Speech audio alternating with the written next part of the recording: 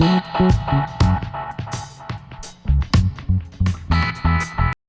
유튜브 국뽕 채널에서 미얀마의 한국 특수부대 파병설에 대한 헛소리가 올라왔더군요. 어차피 국뽕 유튜브는 개쓰레기니 신경 쓸 거 없지만 만약 미국이 한국에 미얀마의 공동 파병을 제의하면 파병을 하는 게 옳은 일일까요? 저는 미얀마 상황이 안타깝지만 파병은 절대 하면 안 된다는 생각을 갖고 있습니다. 자칫 잘못하면 베트남처럼 내전 상황으로 갈 수도 있고 우리 장병들이 하나둘 죽어나가기 시작하면 여론이 매우 안 좋은 방향으로 흐를 가능성이 높아집니다. 게다가 미국이 파병하면 그걸 명분 삼아서 중국도 파병하여 확전이 될 가능성도 있죠.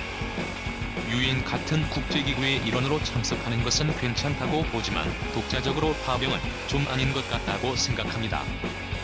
오늘 게시판 상태가 이상한가 보네요. 글을 써도 자꾸 날아가고 일부만 보이고 그런 현상이 있네요. 2. 대한민국 군사력. 오늘은 대한민국의 군사력에 대해서 알아보고 어떠한 장비를 운용하는지에 대해서 알아보겠습니다. 대한민국 국군 2021년 글로벌 파이어파워 기준 대한민국의 군사력은 6위에 위치해 있습니다. 대한민국 국군은 대한민국의 정규군으로 흔히 국군으로 통칭합니다. 국군은 육군, 해군, 공군, 삼군 편제로 이루어져 있으며 해병대는 해군에 소속되어 있습니다. 이들은 국가의 3요소인 국민, 영토, 주권을 수호하는 임무를 맡으며 주변국들이 전부 군사 강대국인 만큼 국가 방위에 막중한 책임을 지고 있습니다. 국군은 주적이 북한으로 북한은 대규모의 지상전 전력을 육성하고 운용하고 있기 때문에 국군은 상대적으로 육군에 집중적으로 투자되었고 특히나 국방부가 포방부라 불릴 만큼 포병에 엄청난 투자를 하여 포병 전력은 미국보다도 강합니다. 1990년대 이후에는 중국과 일본과의 배타적 경제 수역 분쟁이 발생하자 해공군에 대한 투자 역시 동시에 이루어지고 있습니다. 한국은 현재 275만 명의 예비군을 보유하고 있으며 좁은 영토치고는 많은 군대를 보유하고 있습니다. 유럽에서 한국을 단독으로 막을 수 있는 국가는 러시아가 유일하며 북미, 남미 국가 중에서도 미국을 제외한 나머지 국가들은 단독으로 한국군을 막을 수 없습니다. 또한 한국의 특수부대는 국제적으로 1티어급 특수부대로 인정받고 있습니다. 현재 국군은 저출산, 고령화로 인구 문제가 심각해지는 한국 사회에서 국방개혁을 통해 병력을 감축시키고 부사관 수를 늘리는 방향으로 추진되고 있습니다.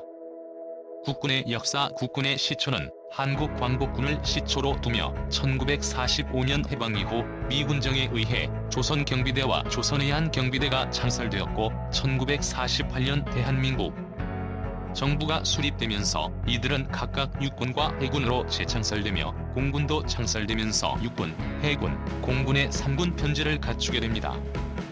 국군은 1950년 6월 25일 한국전쟁 당시 부족한 병력과 장비로 상당히 고전할 수밖에 없었고 지휘부의 갈등과 대통령과 국방장관은 도망칠 국민아 하는 바람에 오직 미군의 개입만을 바라보며 가장 현대화된 북한군과 싸워야 했습니다.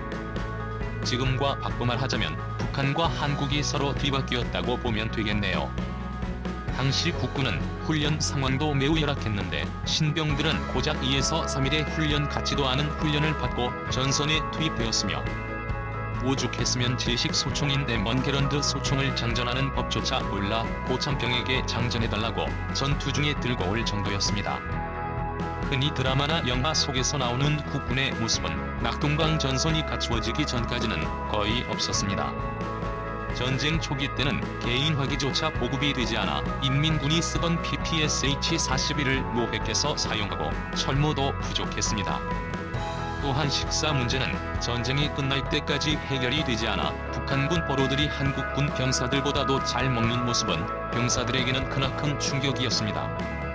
그리고 전쟁이 휴전으로 마무리되고 전쟁에서의 교훈을 발판 삼아 국군은 더 성장하게 됩니다.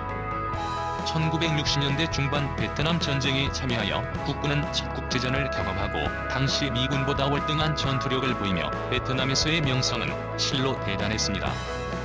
또한 대민지원과 민사작전에 크게 집중하여 지역민들의 크나큰 지지를 받았고 한국군이 사용하던 방어 진지는 미군이 참고할 정도였습니다. 그리고 한진물류는 한국군에게 지속적으로 보급을 해주고 있었는데 게릴라들에 의해 자꾸 손실이 발생하자 빡친 나머지 이쪽도 무장하게 해달라고 합니다. 그러나 미군은 민간인을 어떻게 무장시키느냐 호위를 철저히 하겠다고 했으나 대한민국 남자는 전부 군대를 다녀와서 상관없다고 밀어붙여 무장하고 실제 게릴라와 많은 교전을 벌여 이긴 적이 많다고 합니다. 이때의 경험과 무기 등을 이용하여 독자적인 발전을 시작하게 됩니다.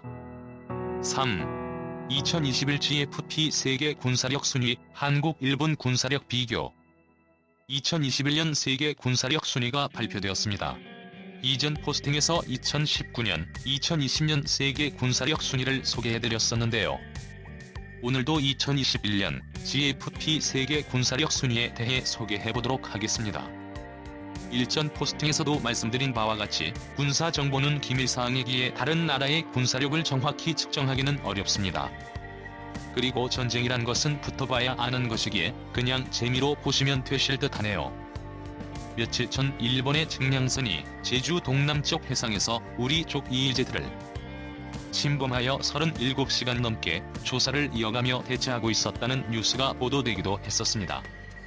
일본은 자국 내 문제가 생기면 외부로 시선을 돌리기 위해 우리나라에 시비를 건다고 하던데 뭐 어느 정도는 맞는 말인 듯도 합니다.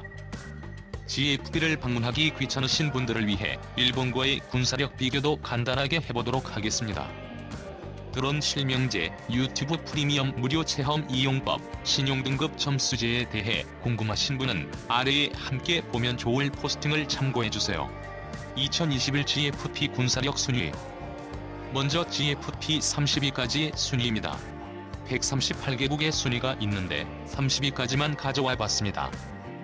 제일 군사력이 약한 것으로 평가받는 나라가 어딜까 궁금해하실 분들을 위해 129위부터 138위까지의 국가도 가져와 봤습니다.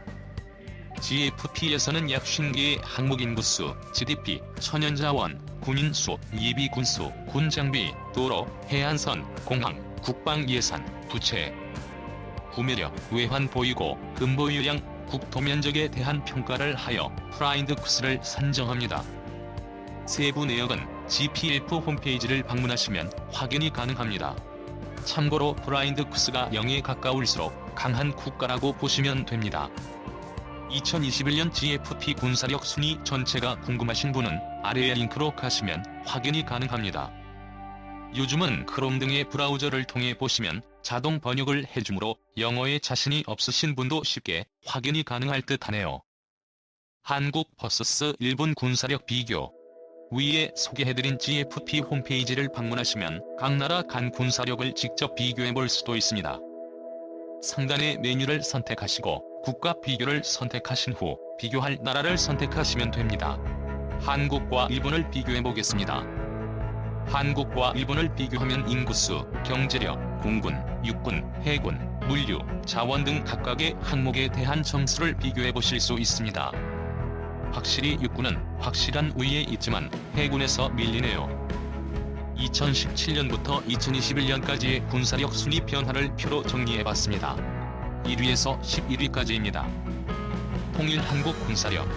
재미있는 점은 GFP에서는 한국이 통일을 할 경우의 군사력에 대해서도 언급하고 있네요. 다른 항목들과 마찬가지로 인구수부터 시작해서 육군, 공군, 해군들의 보유 장비, 물류, 항공 등에 대해 자세히 언급하고 있으며 한국이 통일할 경우 군비를 축소할 거라고 예상하고 있는데 아래로는 일본, 위로는 중국 등을 접하고 있는데 오히려 군비는 늘어나지 않을까란 생각을 하네요.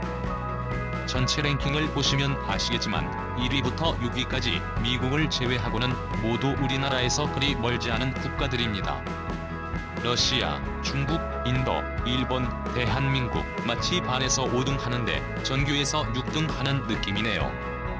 전체 내용이 궁금하신 분은 위에 세계 랭킹에서 제일 하단부로 내리면 2018 통일 한국이라는 카테고리를 보실 수 있으실 겁니다.